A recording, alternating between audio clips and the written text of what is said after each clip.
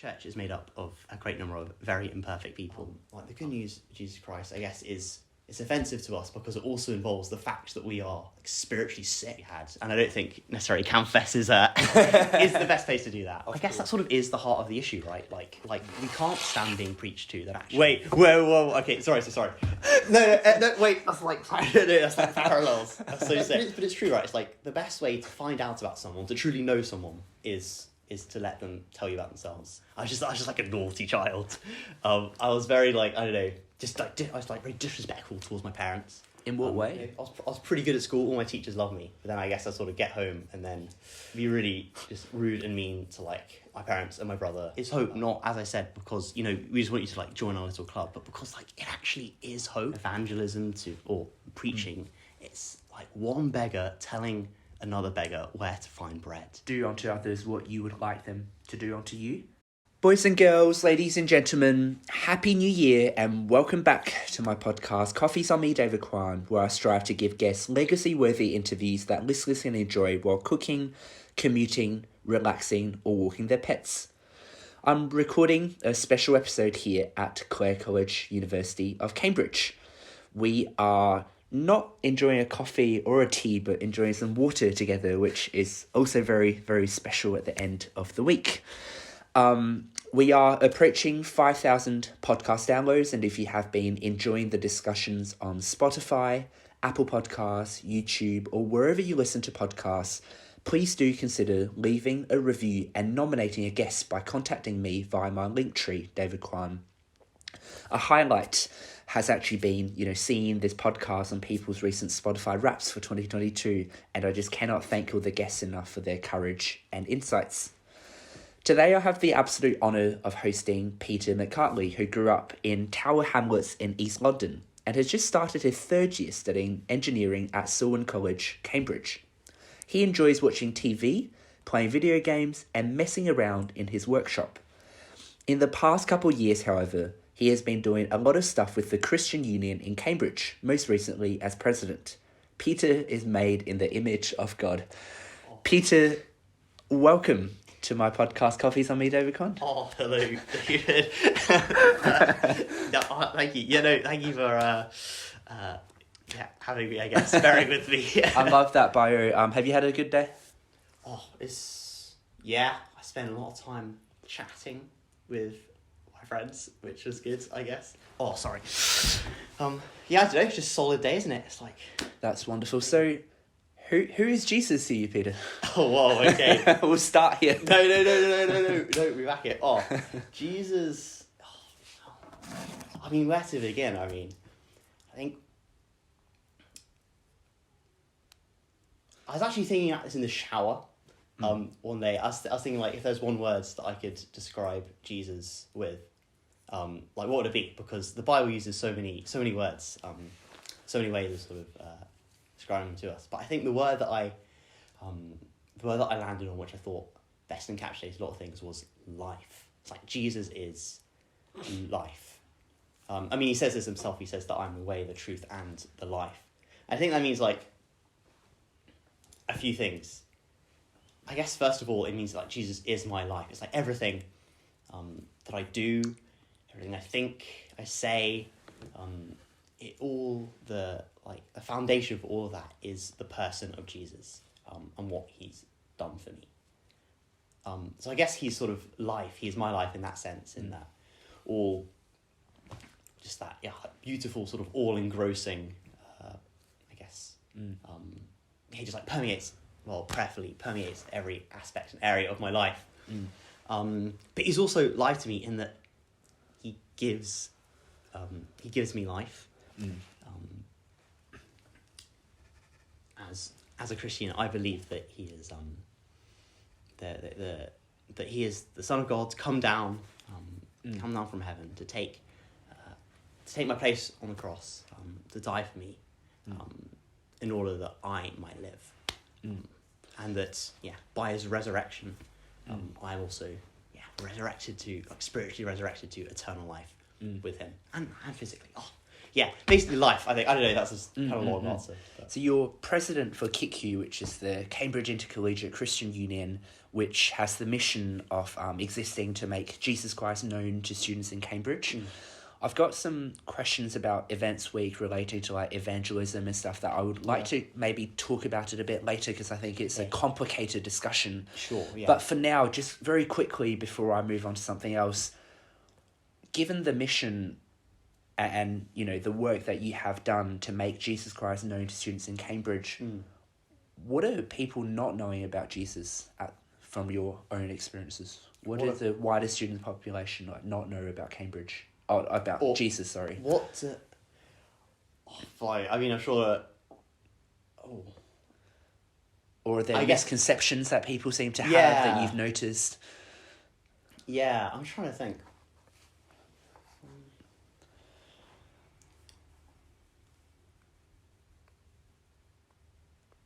I think, and maybe this is really broad, and also I guess it's like kind of hard to try and generalize and like... Sure. You know, so we're probably gonna... So like, I don't know if this actually resonates with many people at all, but I think maybe people don't realise that Jesus is actually, like, good news. It's like, maybe we sort of think, there's, I don't know, there's sort of like religion over here and it's kind of bad and like maybe it's true, but I don't really want it to be true. But actually, if you, the best way to know about Jesus, if you want to know about somebody, you should see what they say about themselves. I guess. Is that kind of what this podcast is? Wait, whoa. Okay, sorry. No, wait. That's like parallels. That's so sick. No, as in like, but it's true, right? It's like the best way to find out about someone, to truly know someone, is to let them tell you about themselves. And so I guess, like, maybe we don't think that Jesus is actually good news for our lives. We think, he's sort of coming in telling us what to do. He's like no fun, or maybe he's like really bad. But I guess just sort of with all those things, we should let Jesus speak for himself. And the best way to do that is to read the Gospels, because that's Jesus telling us about himself. Sorry, that wasn't really a question. No, that was yeah. As in maybe people don't think he's actually good news, and the solution to those misconceptions would be to read what Jesus says about himself, because we can't it's kind of weird to sort of assume all these things about this person Jesus without actually letting him speak for himself. So there you go. I'll definitely come back to faith, to Christianity, to religions in general, and I think the themes you talked about the goodness and also the misconceptions or the evil sides that have manifested in the name of Christ perhaps would make for a very interesting discussion at the end. But you also said that, you know, you kind of got to know the person as well, and this is for you a legacy worth interviewing. One of the things I've done, Peter, before getting on the podcast is kind of asking a few of your friends, you know, what comes to mind and what I should be aware of for this recording. And I'm just going to read out some of the responses. Well, the first one is your CRSID. PWM. Pulse width modification. I don't really know. Modulation. Yeah. They told me the wrong thing. I think it's modulation. Oh, flip, maybe I'm wrong. Don't listen to me. Okay. I actually thought it was private wealth management, but maybe it is as well. There's the disparity between disciplines. Maybe. Next thing was D&D, which is Dungeons and Dragons. Apparently, you like the online role playing game. I've never played it, but it must be fun. The next person said, "Well, I've never seen Peter cycle without food." Okay. And then. Talks a lot with your hands. We should be doing like a video interview, not a podcast. Yeah. But I can see your hands moving. That's okay. You can testify. The next is you're unashamed for the gospel and so passionate about evangelizing. Sorry. The next one is that you took a bartender course so that Selwyn students can have mulled wine at a Selwyn Christian Union event, and now you're basically qualified, which is quite cool. Maybe an overstatement. Like Star Wars, memes especially. Yeah. And Narnia series with C.S. Lewis. And you often basically post stories which have quotes from Narnia as a Christian. But the most impressive one, and I think I want to start with this one, is the mega walks that you hosted. So in first year, from what I've heard, you set up this thing called a mega walk, which happened every Sunday. And from my understanding, that was still like under COVID times, and there was a bit of...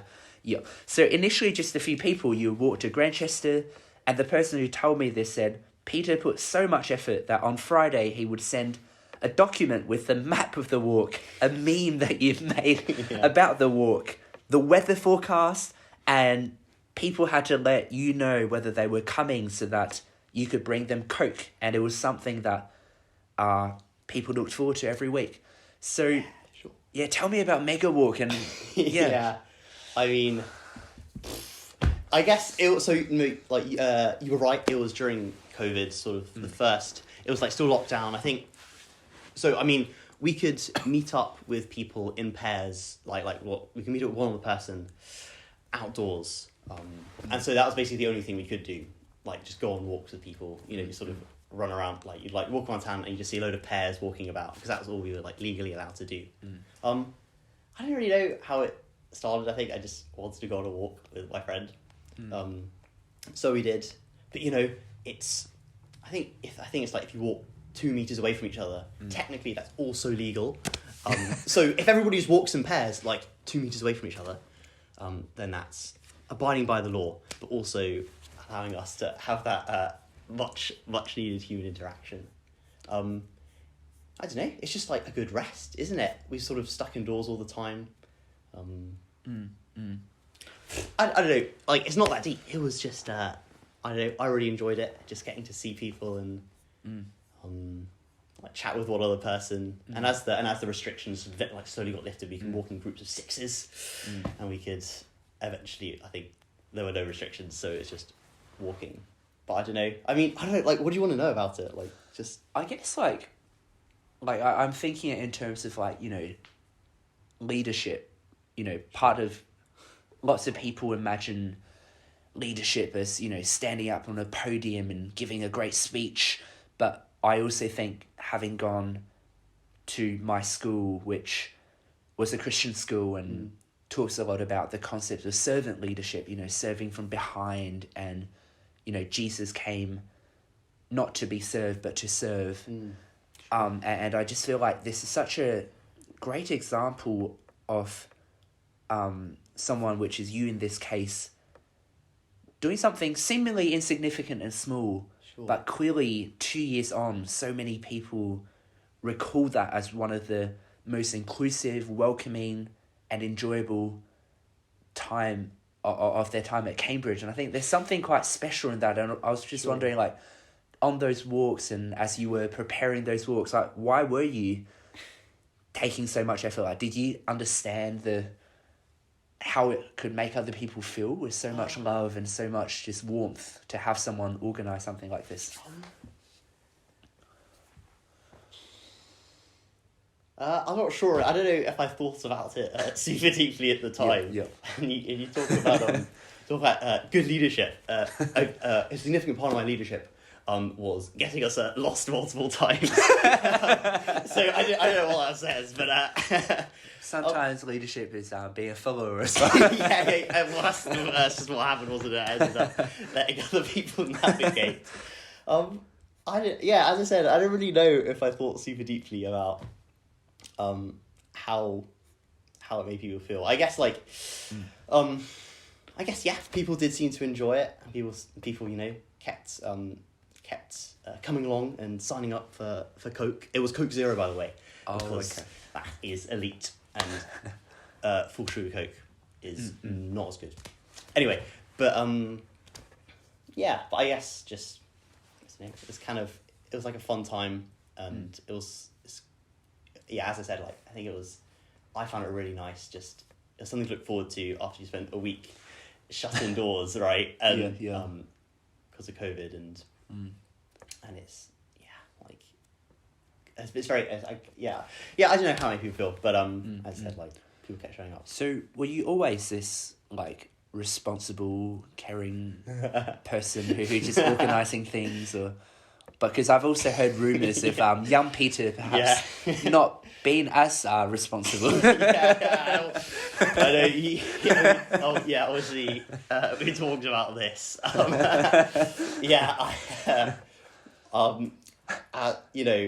I wasn't, and to be honest, like, even now, I do see in my life a lot of ways in which I fail to love those around me, in which I fail to put them above myself. But I think in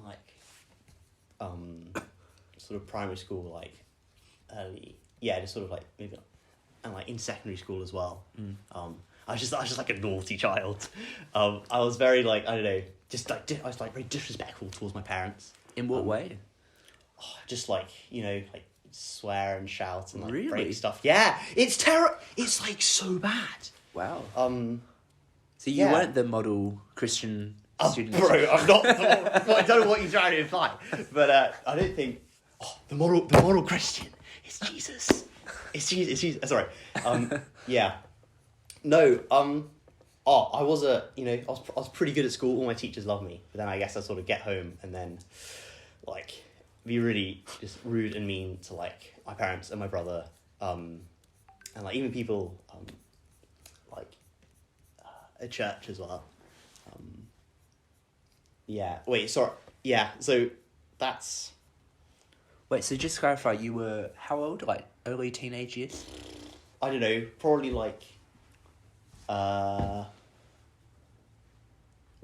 probably from birth. From birth? From birth, yeah. How dare you cry? I don't know. And then probably, into early teenage years. Maybe sort of year 7, 8 maybe. I don't know. So I can't but it's quite remember. common. But I just have lots of vivid memories, I guess, of spoiling game nights and running up to your room and I don't know. Maybe that's not relatable. Maybe it's just... So I'm just trying to understand. So you were a bit disrespectful, naughty, and quite. But I don't know. I mean, having spent significant time in education setting in school and coaching and stuff, I can definitely picture the annoying 12-year-old. Yeah. But do you remember? Was there any reason for it? Were you trying to be the class clown, trying to get some attention? Were you just not socially aware enough? I don't know. I mean, this is kind of weird. Trying to psychoanalyze yourself in the past. I don't know. I just remember feeling were you getting good grades? Yeah, I mean, as I said, I was a brilliant student. All my teachers loved me. Okay, so you weren't naughty in school, but just to your family. Yeah, that's interesting. And maybe naughty is again not necessarily the right word. I think it was just a lot of I don't know why, but I think I felt very angry a lot of the time. Okay. Again, I can't necessarily give you... I don't quite see that, but yeah, that's so interesting. When you say you see that, you and angry, I just see you always smiley and happy and passionate. I mean, praise the Lord. No. Yeah, I don't know. Yeah, I mean, I'm trying to... So you grew up in London. What type of school did you go to? Like a religious school? No. My parents don't... I don't think they agree with religious schools. Really? Yeah. Are they Christian? Sorry. Yes. Yeah. So I think I mentioned before I'm so thankful, genuinely so thankful for the fact that both my parents love Jesus. And taught me about him and about God, the Bible, faithfully, from when I was younger. And that's not just teaching, sitting me down and reading me bits and that's it, but showing me also just with their example and their their extreme patience with me. And it's actually sometimes I just sit there and just it's kind of crazy to think just how much I guess of Christ I see and saw in my parents, I guess, and how much I guess seeing their I guess sort of imitation of Christ affect me. Anyway, sorry, that wasn't your question. It was about school, religious school. Yeah, I mean, like, you know, wait, sorry, what was the question? So I guess like maybe a follow-up was that if your parents are Christian and you kind of grew up with the Bible, why were they then against a religious school, which is quite... Well, I mean, like, you know, it's not as if you got all the sort of Christians over here in their sort of like nice community and everything's like, you know, perfect and fluffy. And, you know, we need to like separate ourselves from everyone else because, you know, all those people over there are like, you know, they're like, I don't know, they're like ungodly and you like we need to get as far away from them as possible. That's just like not. That's very anti-Christ, yeah. It's unchristian like, almost. I think it's very yeah. I mean, maybe I have like, and that's not to say that like there's no benefit in like teaching. I mean, I think there's a great deal of benefit in teaching children, teaching everyone about Jesus. But I guess maybe like the idea of a religious school is maybe I think more like, and I think for me as well, like too far, sort of that like we're just going to segregate ourselves from rock because like every Christian is like, it's not as if there's like sort of one group over here, there's like sort of one club over here of Christians, and like and everybody else. It's like every Christian is like is a sinner as well, and in desperate need of grace. And so is everybody who's not a Christian, also like a sinner in need of grace. And so what like I guess sort of changes like when like we become a Christian is not all of a sudden you're sort of like holy and perfect and pious over here, but actually it's like we have been shown the immense just sort of grace and mercy and love of God. And I mean, we'll talk about evangelism in a bit, I'm sure. But well, tell me about love. Like, I love love. Yeah. Any particular like verses or examples of your life where others have either shown you love or you have shown love? Like, love is the theme. Yeah. Let's tell me about love. Tell you about love all day. So wait, there's so many. Okay, wait. So verses or examples from my life, or I mean, just these are just example. Pick any one that you want. Okay. Or decisions. No, I think. Because I mean, in John, Jesus said, you know, this is what I command you: love one another, right? Yeah. And it says, I was actually reading... Love thy neighbours, you know. Love is a very... Yeah, go on. Yeah, I guess... I was reading John's letter, so a different book in the Bible, John's letter to... I'm not sure who wrote it to, actually. Anyway, 1 John chapter 4, and there's a verse in there which says that we love because he first loved us. And like obviously, I think society we talk a lot about love, and maybe that means sort of maybe there are varying degrees of love. You've got like familial love or like romantic love or sort of like degree love at Cambridge. Degree love. I don't know how many people would identify with that sort of love. Yeah, but I think like the love that Jesus shows us is something like actually just so much more radical than like maybe we can like comprehend in our society. It's this entirely like self-giving, self-sacrificial love, not because of anything that like sort of like they sort of do like we sort of do in return to him, but like I don't know, he sort of. And like we see this most at the cross, where as he's being like nailed to it, as he's being like mocked and like spat at, humiliated, like executed for crimes which he didn't commit, he still like had so much love in him to say, to like pray like, Father, forgive them, and it's. So I think when we think about love, when we talk about love,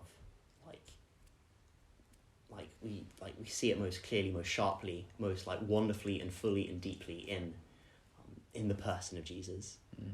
And I love that verse because that we love because he first loved us. And sorry, I'm just going to keep going back to evangelism. Again, I don't know if this is actually a question, but like,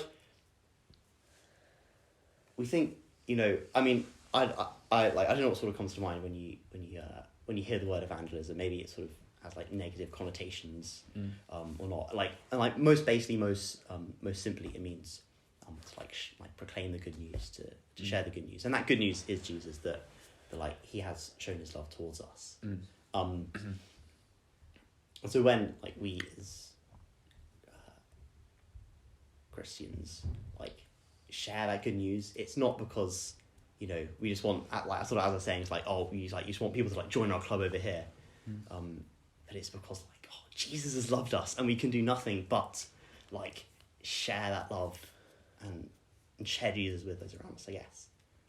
There's another verse in John which says that it's like the classic it's very famous, it's like a famous verse. It's like, for God so loved the world that he gave his one and only Son, that all who believe in him might not perish but have eternal life. I don't know what you make of that. I guess part of being a part of our modern diverse society is that we I mean, I'd love to maybe think about the golden rule a bit later, but for now, could I just read out, I'm sure you're well aware as well that amongst the student body here at Cambridge, there are varying thoughts on evangelism and proselytizing. Is that so? How do I say that? I actually don't know. You're not gonna lie. Okay. And I guess, I mean, CamFess, the confessions page at university, I would be the first to say is not the most authoritative place for truth, and it's definitely not representative. It's definitely not the only source, but I think it's revealing, or at least indicative of some extreme kind of positions that I've taken. And given that you're president and Events Week is coming up, I'd love to read you out one of the ones that was really popular. And again, like I think a lot of it is nonsense, but I'll just love to hear your response leading up to Events Week, when the Christian Union inevitably will face criticisms concerning evangelism. So the post, it's actually quite funny. I'll try to get through it without laughing. So this was right after the carol service. The person wrote, anonymously of course, "Maybe it was naive of me to go to a CU Christian Union event expecting anything even slightly secular. But why was their carol service more preachy than any of the evensongs I've been to, which you surely expect to be more similar to a normal church service? I can forgive the Bible readings, more numerous than the actual songs, and having to stand for all the carols. Even if I expected something closer to a choir performance than getting dirty looks for not joining in with all 4 verses of O Little Town of Bethlehem. Maybe that's on me.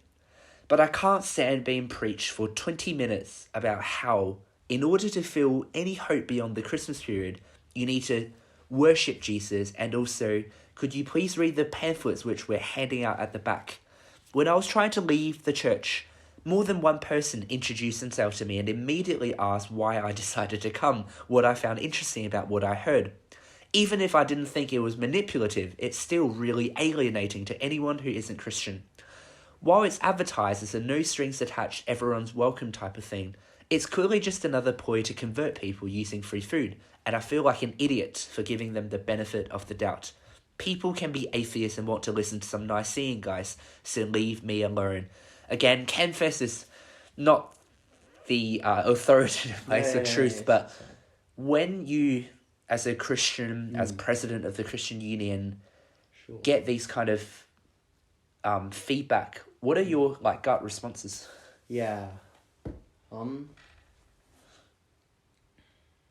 And keep in mind, the first comment was oh, sounds like you went to a carol service. Can I see it? So I just cannot Yep. not just, I don't know, sort of make up something else. Yeah, I mean, obviously you can like read the comments on it and read the I guess sort of the other CamFesses that were written in response to it. You know, I think there's a lot in here. I suppose even just like as I sort of read it, I guess first of all maybe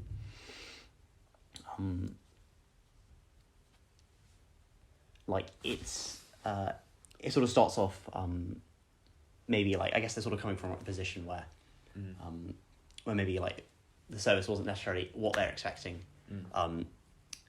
It wasn't quite like college chapels, which in many ways do wonderful things, but I think like even college chaplains would say that like a chapel evensong isn't it isn't like a sort of normal church service. I think they'd probably say, but I don't think that's actually really the heart of what they're saying.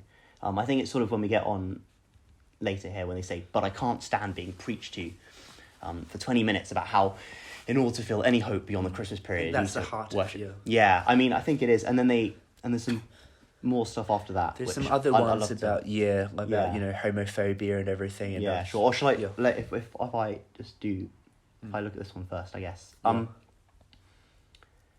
I guess that sort of is the heart of the issue, right? Like we can't stand being preached to that actually the only hope we can feel beyond the Christmas period is to worship Jesus. And I don't think I would phrase it like that. But actually, like as Christians, I was sort of saying earlier that like we sort of like love because he first loved us. It's like this message that we bring of like of hope is hope, not, as I said, because, you know, we just want you to like join our little club, but because like it actually is hope. And it's not just, I think, oh wait, sorry, can I say it again? They say wait, where is it? Wait, sorry. Wait. Yeah. Oh wait, sorry. It's there. Yeah. Oh, nice. Okay. Yeah. Wait, is this one? Oh no, sorry. This is not the one. Here. Yeah, this one here. Oh yeah. Okay. So they say, about how in order to feel any hope, it's like we as Christians, it's like it's not about feeling hope. It's about having hope. It's like in Jesus, we don't just sort of have a warm, fuzzy feeling of like love. It's like a sure love. It's a sure hope. And we have that in Jesus Christ. And as I think some preacher from like time ago equated evangelism or preaching. It's like one beggar telling another beggar where to find bread. It's not as if we're sort of, it's like, you know, we're a human over here telling you what to do. It's like the God of the universe, the one who's made us, like in his image, as they were saying earlier. It's him like telling us that we need to know him, that we need to be reconciled to him, in order to like have any hope of life, of relationship with him. And that can only be achieved through Jesus and through his work. So I guess, yeah, that is the heart of maybe.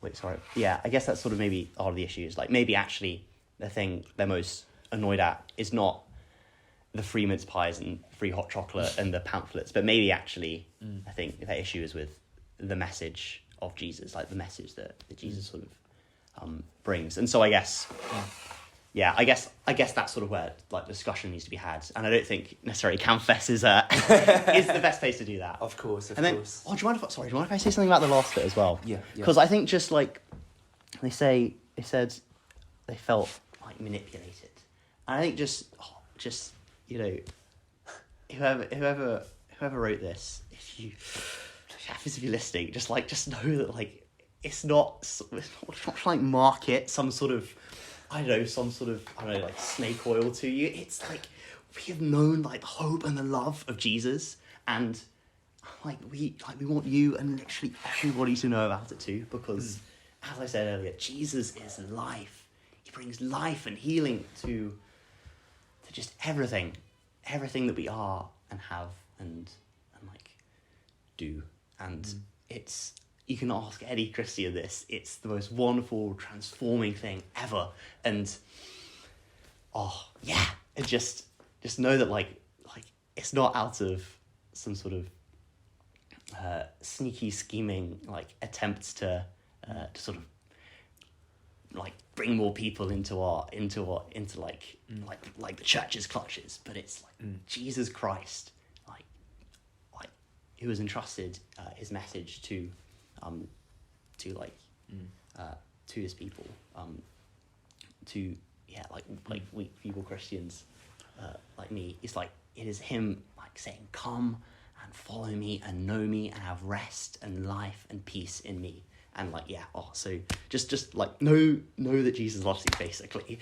I guess the hard one. But anyway, sorry. I think what I find at the heart of this whole thing, if I take a step back, and again, I don't have all the answers, I'm trying to work things out, but I don't know. it's the kind of degree that people see the professions of faith being used both as an instrument for, greater good, but also like twisted and misused in the name of evil. Like we all know, great religious communities, and we all know inspiring people of faith who have done tremendous good throughout history.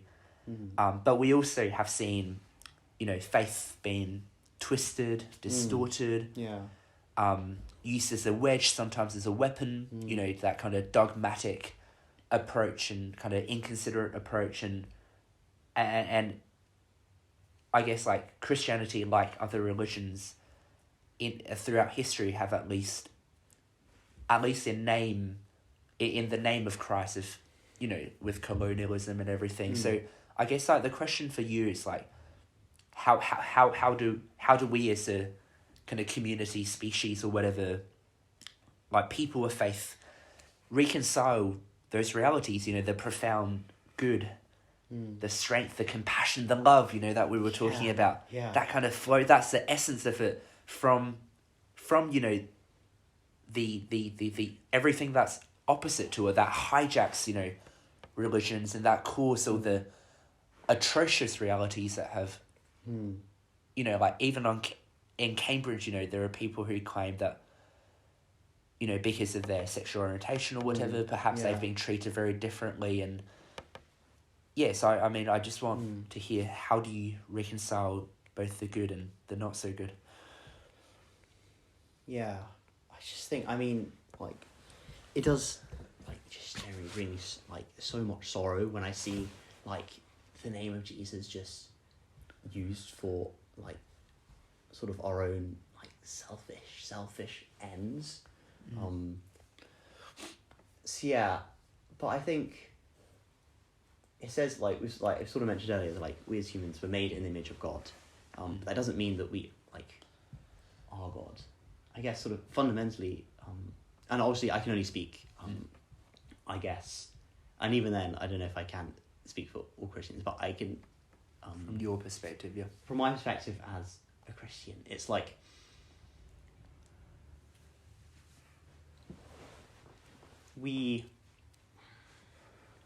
Sorry, wait, I've lost train of thought.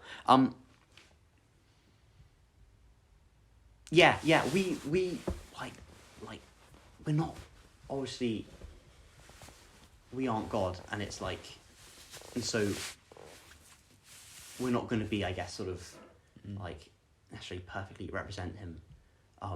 We're not going to, that's what I was going to say, like, inherently Christians, like, are sinners. In order to be a Christian, you need to be a sinner first, because otherwise, why do we need a saviour? And so I guess, like, the church is made up of a great number of very imperfect people, just like, and so I guess when we see, like, these things, maybe, when we see, as I said, like, the name of Jesus used for like humanity's, or like humans' own selfish ends, it's like, it's just terrible, because it's not representing Jesus, honestly. It's not representing God, honestly. But I think the only way to like reconcile just the immense good that like we see, I guess sort of Christians and maybe other religious people do, but obviously, as I said, I can only speak from a Christian perspective. Like, the only way we can reconcile that with maybe a lot of the hurt. Although, just to say before I like dive into that, it's like I would also consider maybe just the immense, like damage and hurt and pain that other worldviews, and not just religious worldviews, have caused. I mean, you can look at the sort of atheistic, like Stalinist regime, and that caused a great deal of and I don't know, maybe you can speak, maybe you can like come at it from like a sort of like Chinese perspective as well.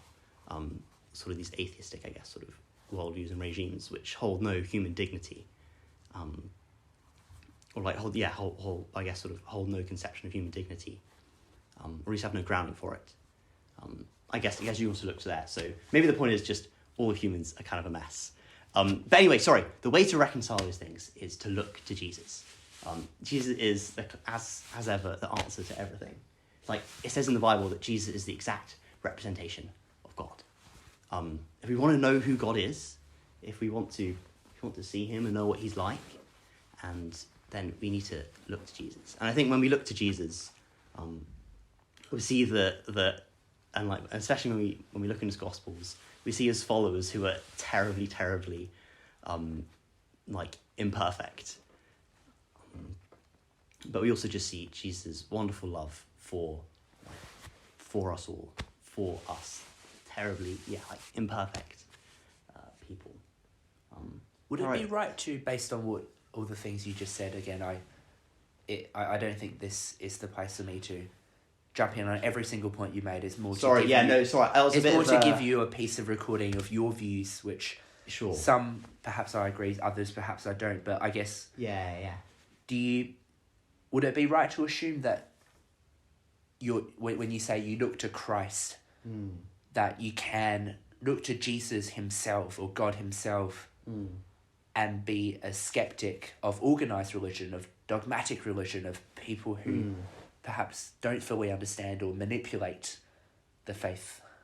Sure. As in, like, you can look at Jesus and... Wait, can you say that again? Sorry. I think, for like the starting point of, faith is some elements of doubt, and that doubt is also tied with humility of not being so full of ourselves that God, only speaks to us and us alone, and that God only cares about us and not others. So are you advocating that the best way to reconcile is to really just focus on God himself rather than organized religion, which at times throughout history have taken a more dogmatic approach that have caused the consequence that you talked about? Is that a right interpretation? I think I don't think so. I think when we look at the God of the Bible, when we look at Jesus in the New Testament, and it can be tempting. We just want to forget about everybody else. We want to forget about humans, and we just want to look at God, and that's all we need to do. And that, in a sense, I guess, is like true in some ways, but actually, like, God is like all sort of, I guess, and maybe when we say organized religion, like so many different things could sort of come to our minds, and I'm sure that would be different. Like, I mean, I'm sure that'd be different, like for us too, and just for anybody else. But like, God is God who's organized that religion. In the Bible, like we see the sort of like the nation of Israel with God as the king.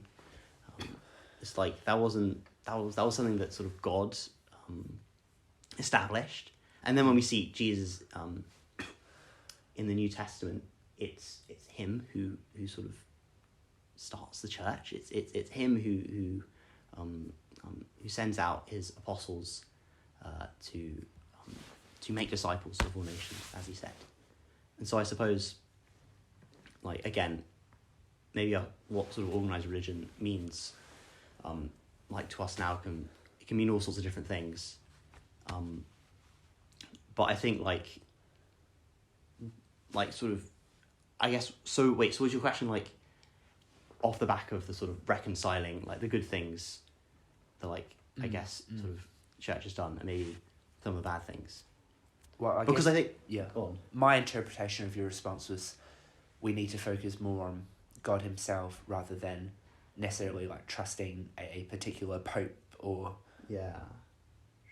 or an organized religion or organized group that takes, again, like be skeptical of dogmatic religion, I guess, or anything dogmatic.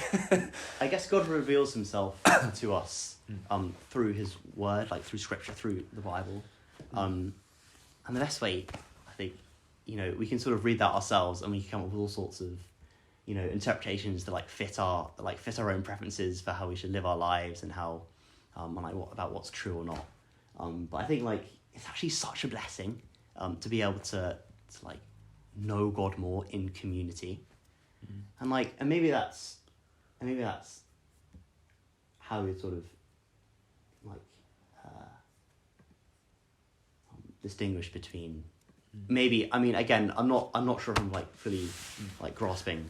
So I guess the wider context is, take the UK as an example. The latest census came out that for the first time, either ever or in a very long time, that Christianity is no longer the dominant religion in the UK. But obviously, on paper, at least. As in I don't know if it ever necessarily was. Okay.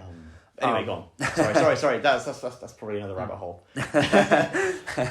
But what I find really interesting is that in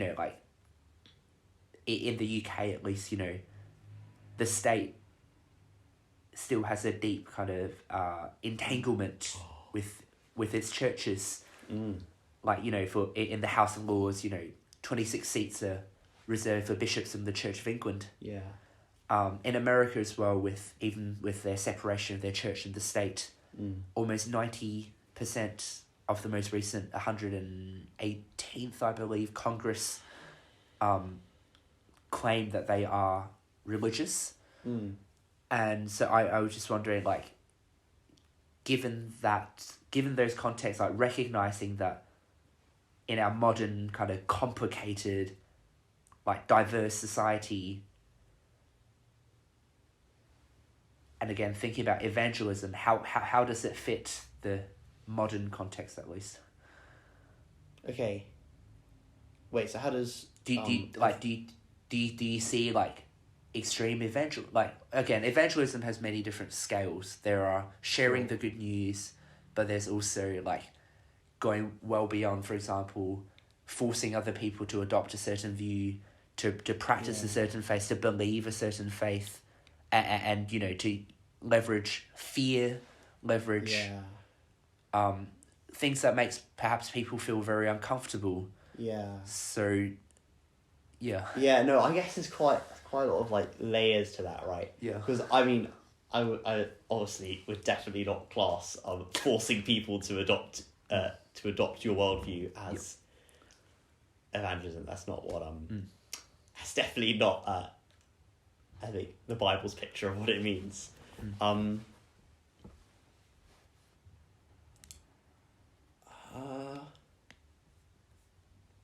Although maybe I'd push back a bit on the idea that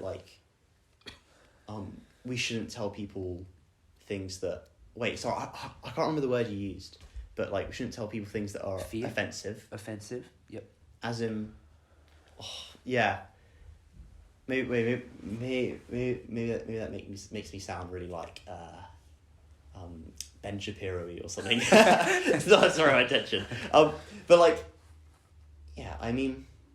because I think it is really, just to sort of bring it back to,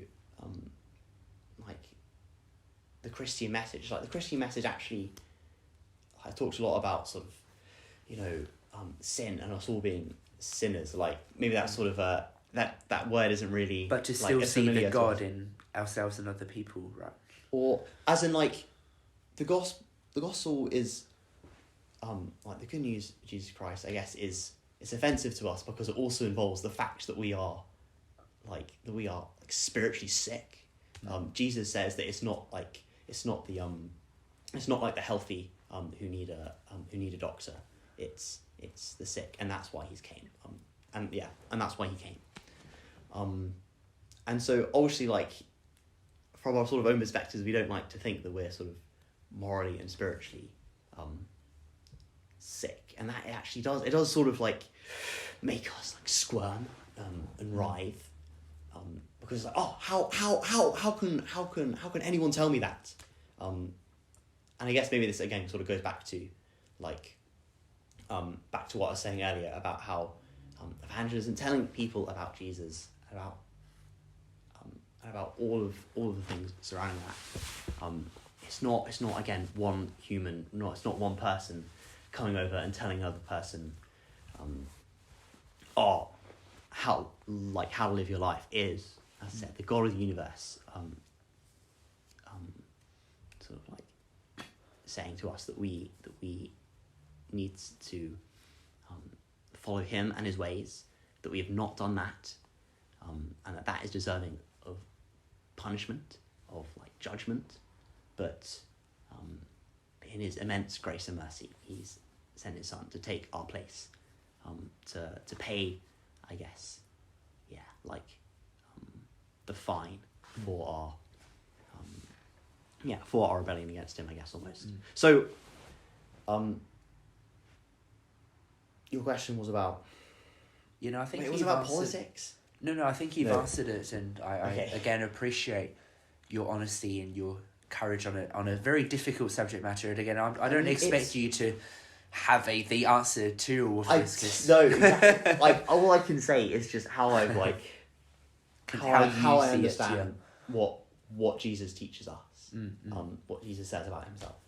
Yeah, and I guess I thought a lot, and ultimately, what grounds me amidst all of this intellectual and practical kind of discourse, is that I think if there is like one law, one rule that we can be pretty confident and certain in, that it is common across all faith and cultures of people who, even perhaps don't yet have a faith but have a sense of morality and ethics in them, and that's, as I said earlier, the golden rule, that we should treat one another as we wish to be treated, and the Torah says, love thy neighbour as yourself. In Islam, there's a hadith that states, none of you truly believes until he loves for his brother what he loves for himself. And the Bible obviously tells us to put on love, which binds everything together in perfect harmony.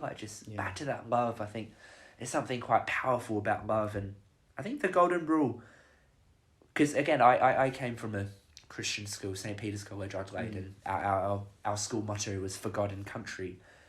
We prayed in the morning, we prayed in the afternoon, we went to chapel, we did readings, we did all of that, and I think something that kind of our chaplain often refer back to is, in Matthew, do unto others what you would like them to do unto you. This is a summary of all that is taught in the law and the prophets.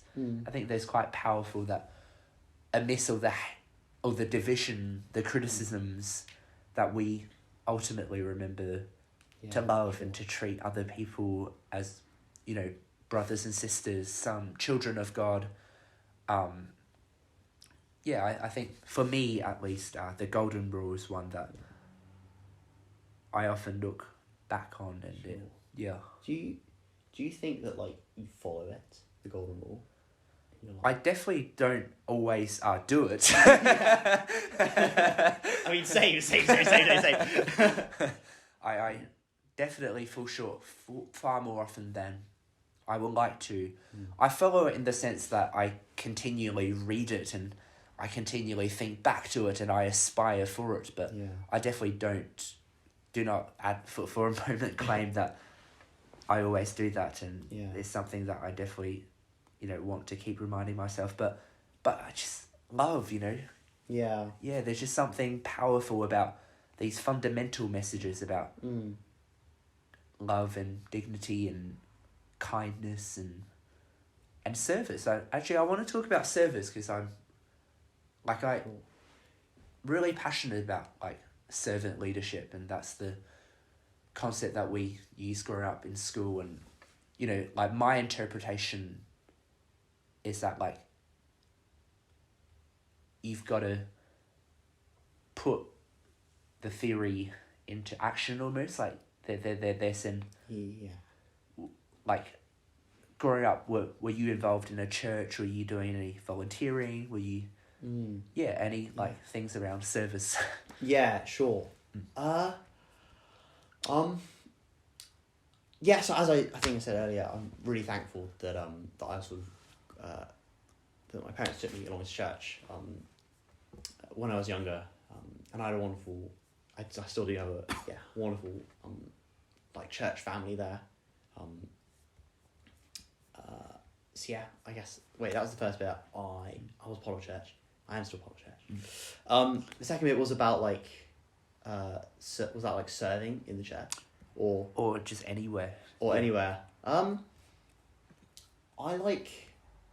would well, so when I was a kid, I would go to this sort of run a kids group a church in the sort of cafe associated with like the internet cafe associated with the church. So I went along to that, and I don't know, like we play games, and we I've told you about Marlene before, wonderful Marlene. And she led it, and she and we were talking about Jesus there, and then I became too old for it,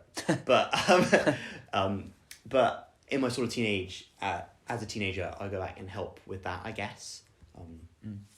So that was probably the only bit of volunteering I did.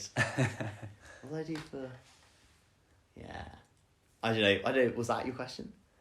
Yeah, so I guess like just trying to understand a bit more about how you became kind of the person you are. You know, was there any transformative involvements? Like for me, like I think about our community service was a very, very big part that I cared about, and I think the precepts of Jesus speaks to us in the school of the kind of lives that we want to lead, right? To be our brothers and sisters keepers. Yeah. To see God's reflections in other people, to serve and to sacrifice, to be humble.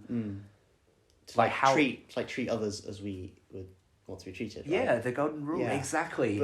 So it's like when you had got all those teachings and these messages, I just kind of want to understand a bit more about how you had applied it to your own personal life. I guess the point is, and I don't know, let me know if this doesn't really make any sense, because I think sort of I'm very familiar with it, so maybe so I may not, I guess, sort of communicate it all the best, but I didn't really apply it to my life, as in, like we were just sort of saying earlier, like we'd love to follow the golden rule, but we don't. We'd love to. I imagine if everybody did, it would be amazing. The world would be fantastic. But actually, like, we don't. And as I guess I sort of look at myself growing up, going through kids club and school and everything, like it wasn't that I ever, I saw Jesus. I was like, he's a really great example. I should follow. I should copy him. And maybe like we can think that, but then I just like it. Just I wouldn't be able to do it because as much as we love the idea, we also I also just loved myself more than other people and was still full of that, I guess,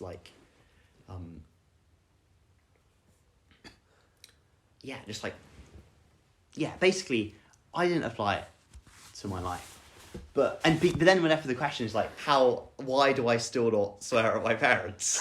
Right? It's like it's obviously something has, I guess, there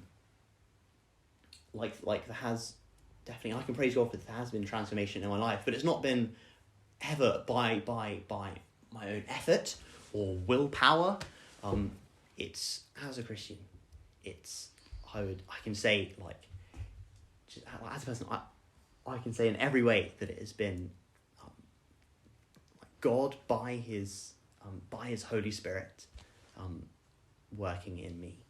And I don't know, is that sort of like a bit, I don't know if that phrasing is like maybe a bit cryptic. Yeah, no, it makes sense. I mean, familiar with it, but it's like, yeah, but it's not. It's like we don't have the ability to just like look at someone and just like, okay, I'm just going to do that, and I'm going to try my best, try my hardest. Because if we did that, then like I think everyone would be treating each other as they wish to be treated, right? Yeah. But yeah. I mean, I don't know, sort of what you'd say about that, but like you can ask any Christian, and they'll say the same thing. It's not our own effort, or willpower that's sort of like any good, any Christ-likeness that you see in us. It's not ourselves. It's not our own merit. It's entirely the work of God in us, and it's only by his just his grace towards us. He's been doing that, I guess. I don't know. Yeah. Yeah, I mean, I just think back to kind of our chaplain and the kind of the educational experience we had with religion. You know, we were taught that, you know, it's not just, you know, like, you know, be kind of doers of the word and not merely hear it, and kind of each of us through that kind of active faith can be called on to give something of ourselves for the betterment of other people, which is basically service, and to kind of live our faith to the best of our ability. And we, again, as we said, we all fall short. We as humans, desperately. Like, we are not infallible. It's God. But isn't it crazy? Like, we don't even meet our own moral standards. Like, like let alone like God's moral standards. But nevertheless, I think we should aspire to kind of live our faith, not just with words, but with deeds. And that was very much the ideal Saints boy, which was my school, was, as you said, Christ-like. It's a very, like, Jesus is a very powerful example of a perfect life, and I think just because we don't reach it fully, and that we can never reach that fully, doesn't mean we shouldn't attempt to be more Christ-like and aspire to be more Christ-like. Yeah. I guess, like, fundamentally, there is, how do I put this? And I think there's like something. Yeah, sorry, go no, on. no, sorry. No, go on. Fundamentally, there's like something wrong, right? There's like something wrong. There's something wrong with us, in that we don't, like, you know, we aspire to this sort of Christ-likeness, but we're not. And, you know, we try our best, and maybe I don't know. Maybe, but like, maybe I think about, like, in John, you know, like, dear children, let us not love with words or tongue, but with actions and in truth. Yeah. I guess. Yeah. Yeah, I guess he's sort of.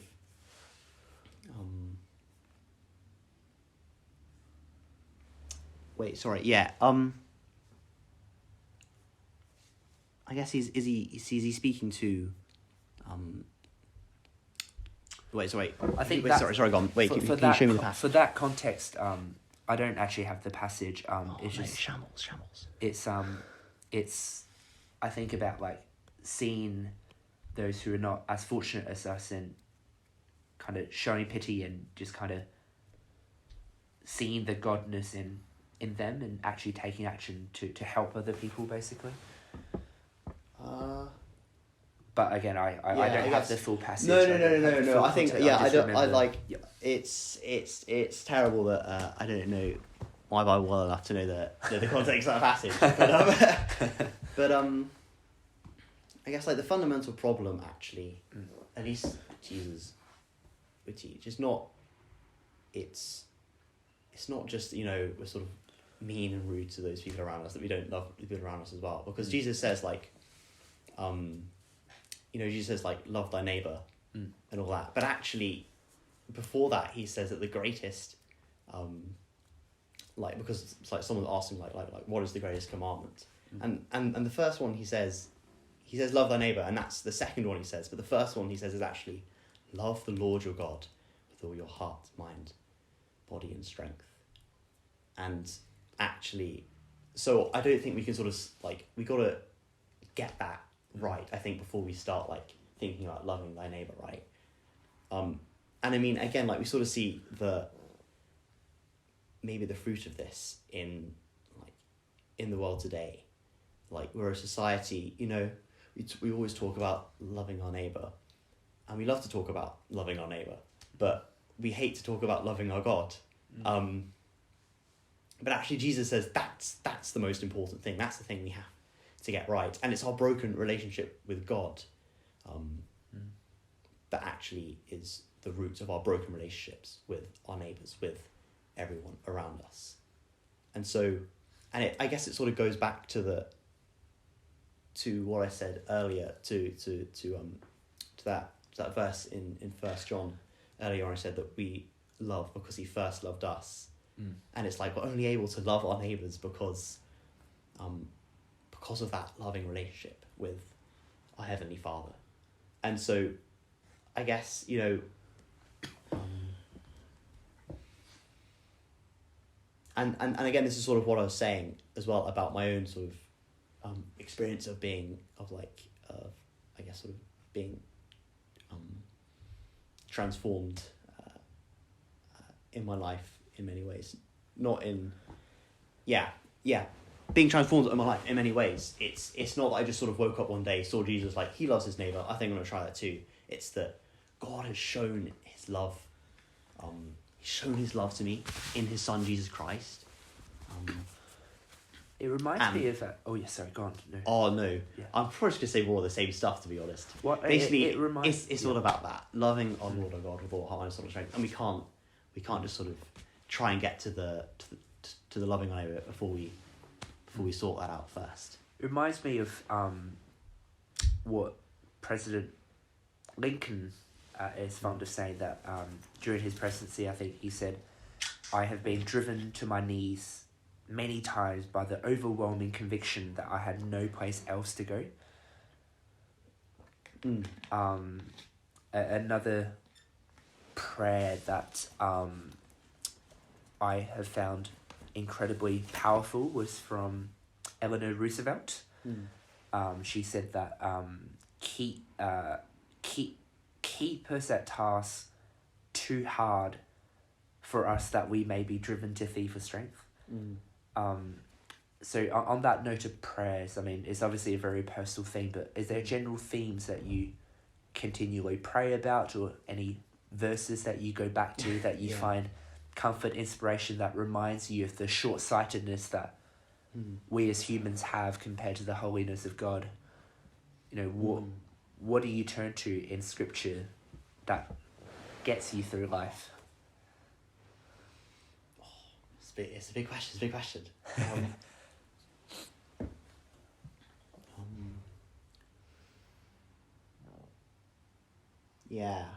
There's a... So, I mean, I guess the themes of those prayers are that basically we are very dependent upon God. We are, like, as creatures, as humans, we are, like, utterly dependent on him. And it's like, I mean, I really love that one from Lincoln, where it's like, we're just driven to our knees by our utter helplessness. And there's a great, there's a famous psalm, and it goes, like, I lift up my eyes to the hills, from where does my help come from? It comes from the Lord, the maker of heaven and earth. The hills are sort of representative of like,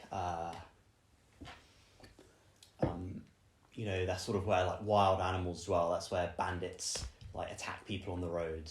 And the psalmist, the person writing this like song to God, is saying, like, I gaze upon all this sort of, I guess, assailing things in life, all of the like the troubles and enemies that come against me.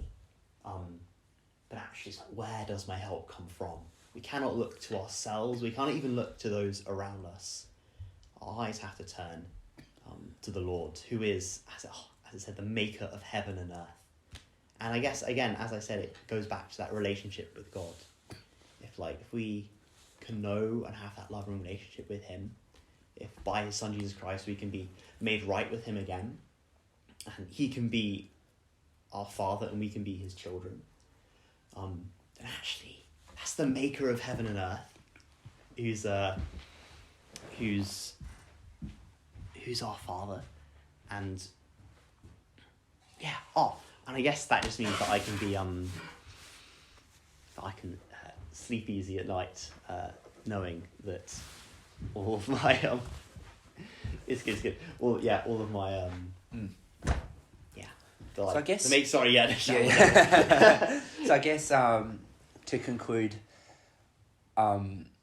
it's a typical final question that I ask, but what's one message, quote, or saying you wish every educator would promote? And I use educator because I think about, what you said about your parents, about religious schools and everything. Yeah. I know the straightforward answer is just Jesus, and that might be your final answer. But educator in our modern, diverse society would promote in every child of all backgrounds, of all faith, of no faith at all, can internalize. Message, quote, saying, any recommendations, your final word on the podcast to the world? Oh, crikey, I don't know.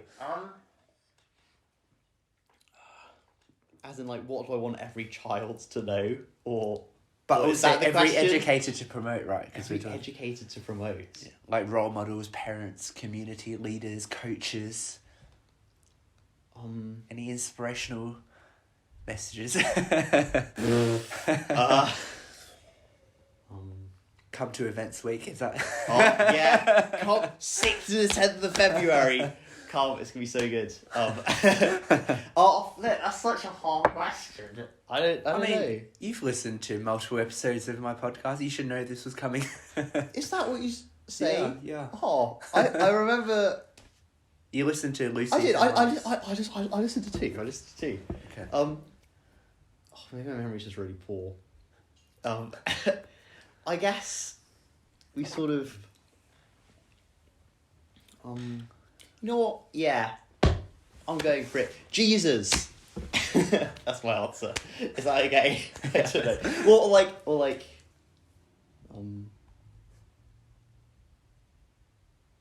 Yeah. Don't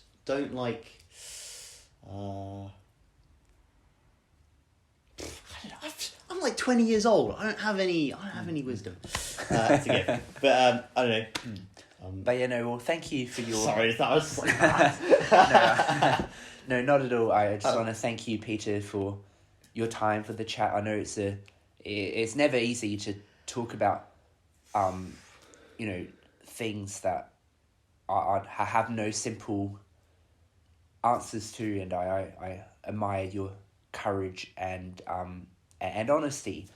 And I think most of all, I've really just enjoyed all my interactions with you, and it's always great to... Likewise. To just chat with you and to hear your perspective, to debate, to find common ground.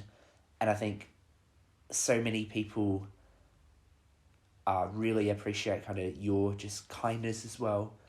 And I think in a sense, you're president because it wasn't... It was a call to serve, right? It was the previous committee literally recruiting and headhunting you. So I think... That's one way to put it. I don't know. Whatever, sorry. Yeah, so in that sense, I hope we can keep in this recording just the positive influence you've had on the people around you in the community, and I hope that... I wish you well for 2023, basically, and thank you for your time.